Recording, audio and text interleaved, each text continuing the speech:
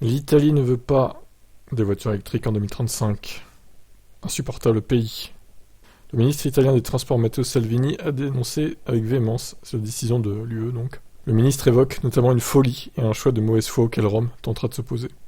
Ce vote est une folie, une bêtise absolue, un choix idéologique ou de mauvaise foi, a asséné le patron de la Ligue extrême droite sur la chaîne de télévision RT4.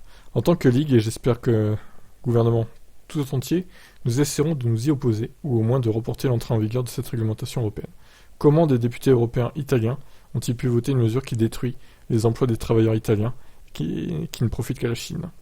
Rappelons que ce texte avait été proposé par la Commission européenne en juillet 2021. Il avait été ensuite approuvé en juin 2022 par les 27 États membres de l'Union européenne, dont l'Italie, avant la prise de fonction du gouvernement actuel dirigé par Giorgia Meloni.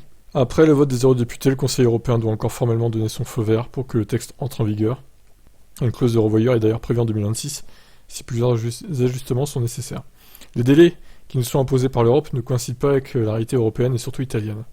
Ah bah l'Italie, voilà, c'est votre problème, après, vous avez qu'à vous bouger avant, hein. Il y a d'autres pays en Europe qui sont beaucoup plus avancés que vous, les gars, hein. Ça se plaint, voilà, maintenant, ils ont fait aucun effort, voilà, ça se plaint. Ça vient pleurer, bah oui, hein. Nous sommes extrêmement en retard. En Italie, il y a à peine 36 000 stations de recharge électriques par rapport aux 90 000 de la petite Hollande. Nous ne pouvons pas faire face à la réalité avec cette vision idéologique et sectaire qui semble émerger des institutions européennes. Cette opinion est partagée par Giorgia Meloni, présidente du Conseil des ministres Italie, qui a fait valoir que la transition énergétique doit être progressive et ne doit pas désavantager les entreprises italiennes et européennes. Bref, l'Italie, ça c'est en retard, ça fait pas ce qu'il faut dans les temps, et après ça vient pleurer. Voilà mon résumé de tout ça. Qu'est-ce que vous en pensez de ce pays? Ciao.